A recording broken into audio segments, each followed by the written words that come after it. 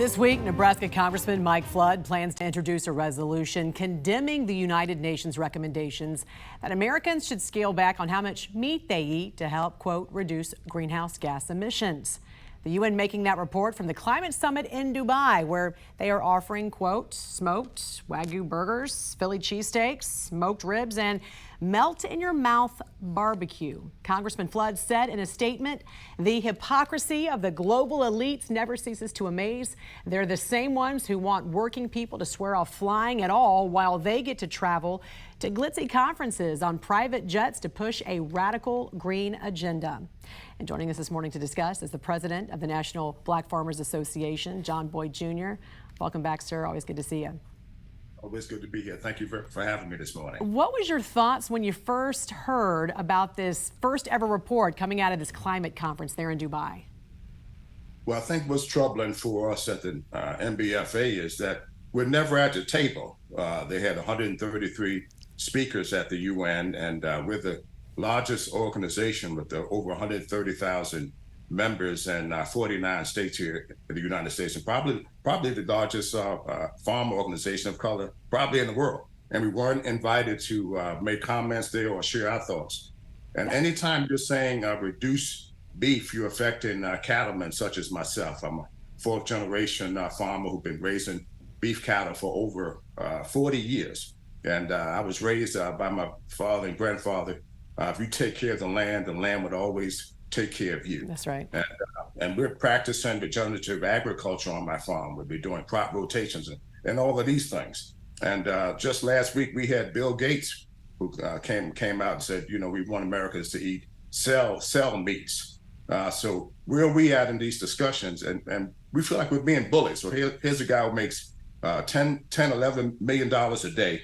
We're losing farms in our organization. We're facing extinction. Why don't he contribute $10 million to help save America's farmers?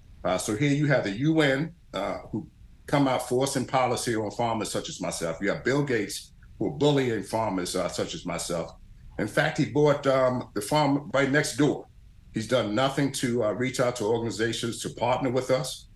They pushed the family cemetery up with some of my relatives in it. They have no respect for farmers. And we need to be at the table at these type of discussions, sharing our views and concerns as well. And I want to say this, we love the environment and we know we have to do things to fix it. And that's why at Boyd Farms, I started to implement regenerative agriculture, where after harvest, I'm moving my beef cattle in so that they can graze those lands. So we're doing things, but we need to be a part of the discussion. To your point, the Natural Food Journal reports beef cattle in the U.S. responsible right now for less than 0.5% of the world's emissions. So how realistic would this be in the first place in fighting greenhouse gas emissions? But I also want to say one quick thing as well. You talked about being invited to the table. This has also been a problem, not just at this climate summit in Dubai. It's also been a problem for you guys here in your own country being invited to the table at the White House to talk about some of their proposals as well. Yes, and you know, it's a shame that we endorsed this administration and I haven't received one invitation to a roundtable discussion at the White House. And we have all of these concerns. We didn't receive debt relief. We don't have a farm moratorium in place, protect America's farmers while we're trying to deal with the largest input costs in history for farmers. So we're losing all the way around, and we need to hear from this administration. And you just talked about the lagging numbers. The numbers are lagging because of people like me who are not in the discussion and at the table that have real issues. And we have a large voting bloc. I just went to about 49 townships around the country, and I found out two things. One, that Black farmers are a very aging population. And two, I have a whole lot of support in all of these cities around the country. And we really need to be a part of this discussion as we have to start to reach out to others who want to listen and see how they can help us stay on our farms. That's what this is all about. We don't want to lose any more land. And all of these policies are telling us what they need to do to reduce beef and all of these things. We need people who want to come to the table to help us stay on the farm. That's what our bottom line is. And we're going to do it.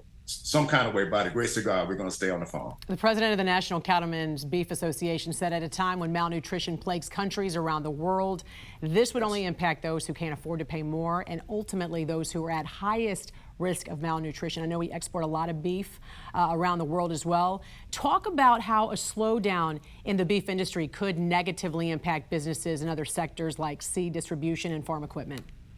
Oh, absolutely. People like myself, we're the persons who are buying all of these things. All of the input costs are purchased by farmers such as myself. I have 150 head of beef cattle.